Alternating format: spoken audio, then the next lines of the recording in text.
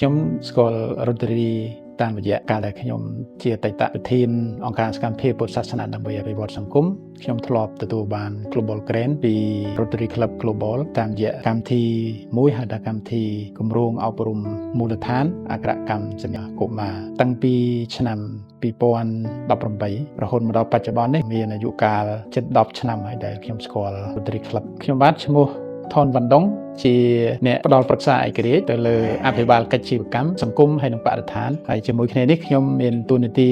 ជាប្រធានប្រតិបត្តិនៃក្រុមហ៊ុន Econ Group ដែលមានទីស្នាក់ការនៅភ្នំពេញខ្ញុំពិតជាមានមោទនភាពចំពោះ Rotary Club ហើយក៏សម្ដែងនៅការដឹងគុណនិងការអរគុណដល់បងប្អូនទាំងអស់ដែលជាសមាជិកា Rotary Club ទាំងអស់បានបង្កើត Rotary Club នេះឡើងក្នុងគោលបំណងដើម្បីចែករំលែកសេចក្តីស្រឡាញ់ហើយជួយដល់មនុស្សជាតិទាំងអស់គ្រប់ច្រកល្ហកទូទាំងពិភពលោក